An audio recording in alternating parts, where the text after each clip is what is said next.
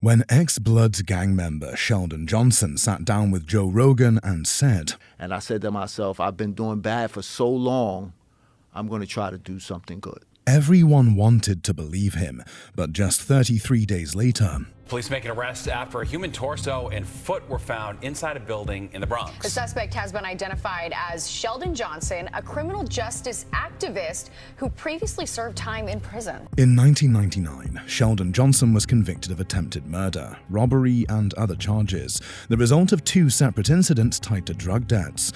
The judge handed down 25 years for each case, served back to back. 50 years total. He served 25, and when he got out, he knew exactly how to tell his story. On the Joe Rogan Experience, Johnson spoke candidly about his violent past, his rough childhood, and how prison changed him. He framed himself not as a criminal seeking pity, but as a man who found purpose after decades behind bars. Audiences were moved. Joe Rogan seemed convinced. It felt like redemption, until it wasn't. Now he was wanted for murder. The performance of a lifetime. On the podcast, Sheldon Johnson appeared calm, reflective, and sincere. He didn't speak like someone with a violent past. He spoke like someone who had quietly buried it in a place even he was afraid to visit. He described one of the moments everything changed for him, not during a dramatic confrontation, not when he left the Bloods, but while he was in solitary confinement in prison. And it was at that moment where I really said, I have to change my life. I have to change my life. I just can't do this. I had a wife. I had family still. My son was growing up. He was hearing stories about my so-called notoriety, and I just didn't want to be that dad. Although years earlier, his son had already been pulled into the same darkness. In 2008, Johnson's son was charged with manslaughter, echoing a cycle neither seemed able to break. It was intimate, personal, almost cinematic.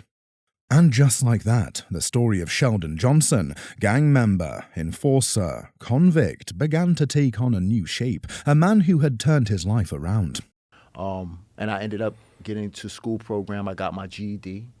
I left the gangs alone, which was a benefit for them because, you know, I was what you call an authoritarian. I was a rule guy. I'm still a rule guy. I like rules. You know? But for us, this was the first red flag. Why would someone who once gave the orders suddenly want to follow them?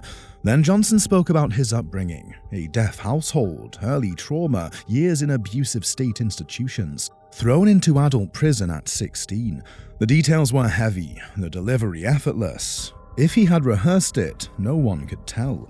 Joe Rogan didn't challenge it. That might be because Johnson wasn't alone on the mic. He was brought to the podcast by Josh Dubin, a respected justice advocate known for freeing the wrongly convicted. Dubin didn't just vouch for Johnson's credibility, he framed him as a powerful example of redemption. Not just as a man who served his time, but someone who came out the other side better for it. He's someone that's taken responsibility for what he did, and I think is a living example of what can happen if we think long and hard about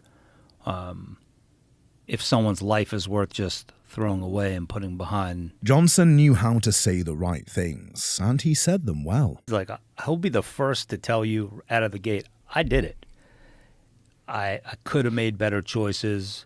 He's not asking for a pass based on his conditions. What he's always said to me was, I just want people to consider how it may have impacted me. It wasn't a lie, but it wasn't the whole truth either.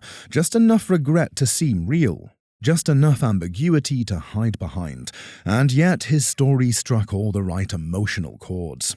It felt good to be able to call my family and send them pictures and invite them to these events where they can actually see me change. They could see actual, tangible change. Change. Tangible change. That was the word he kept returning to. In the studio, it felt powerful. But looking back, the language and the delivery raise a much harder question.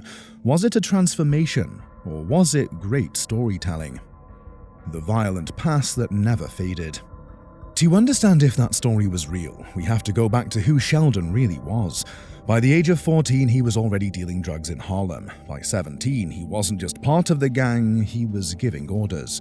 He says he controlled 3 housing projects and more than 30 people. If someone stepped out of line, they got hurt. This wasn't someone caught up in the wrong crowd. He was controlling the crowd. His childhood was brutal. He grew up in a deaf household. His mother, father, sister, and aunt all couldn't hear. He became the translator, the protector, the adult in the room before he even became a teenager. Then came the system, at least according to Johnson's account. He says that at 10, he was beaten by a teacher. When he fought back, he was sent to a psychiatric hospital, put in a straitjacket, drugged, diagnosed. By 13, he claims he was molested by a counselor. He ran away, ended up back on the streets, and by 16, he says he lied about his age to get sent to Rikers Island. And ironically, prison in my community was almost like a rite of passage, right? In my community, when you went to prison and you came back, and you didn't tell on nobody, and you were able to hold it down, and word got back to the streets that you didn't get robbed, or you didn't get punked. People looked at you differently, treated you differently. By that point, Johnson wasn't just surviving prison, he was using it to build status. On Rogan, he talked about the robbery that got him locked up. So I robbed him, and I took his jewelry, and his girlfriend happened to be there, and unfortunately, she got caught up in the situation. What he didn't emphasize was that the attack was planned. One of his men struck the victim in the head. The injury was minor, requiring only 2 stitches, but Johnson still called the shots. That wasn't the only one. There were 2 robberies total, both tied to drug debts, both led by Johnson. The judge gave him 25 years for each, back to back. 50 years, a lifetime.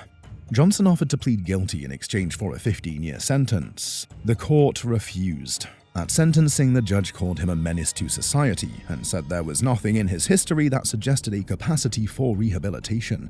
The harsh 50-year sentence made one thing clear: the court didn't believe he could change. He later looked up his earliest release date, 2049, then looked up his life expectancy, 67. And I said, I'm going to die in prison, man. I just really believed that I was going to die in prison. He claims that was the moment things shifted, but the timeline tells a different story. Before the GED, before the college degree, before any reform, Johnson had power inside. Not just respect, command. I had my own nation. I wasn't just like the random gang member. I had a whole nation under me. And I was just in and out the box, solitary confinement. He didn't say it with regret, he said it with pride, and that pride hadn't faded, it had just changed form. Johnson's record behind bars was anything but clean. He spent years in solitary confinement, racked up multiple write-ups, and was frequently placed on lockdown. His so-called reform only began after 2003, right when sentencing reform was starting to gain momentum in New York. The timing wasn't lost on anyone, especially for someone with a story made for the spotlight. Johnson says he changed. But the more you hear his story, the more it sounds like someone who didn't let go of power. And in the outside world, he'd use that same power, but with a new title. From prison cell to podcast studio. Within weeks of leaving prison, Sheldon Johnson had a salary, an apartment, and a powerful new title, Justice Ambassador. Once punished by the justice system, now he was its face, its voice, its champion. The job came from Queen's Defenders, a legal aid non-profit backed by a billionaire philanthropist. They gave Johnson a $76,000 a year position helping at-risk youth. He moved into a Harlem apartment funded by the charity and began doing community work, or at least that's how it was framed. He went from inmate to influencer almost overnight. One day he was tutoring inmates, weeks later he was on BuzzFeed, framed as a hero. He spoke at events, appeared in a short documentary, and repeated the same story that had already earned the trust of people like Josh Dubin, that he had transformed behind bars. I started working in the law library. I discovered that I had a knack for complicated things, case law, and I was helping guys, and I was actually helping guys get out of prison. He said the work gave him a reason to wake up. It didn't even matter anymore about when I was going to get out, right? It was just now about how can I help other people not go through what I went through. The system that once gave him 50 years now gave him a microphone.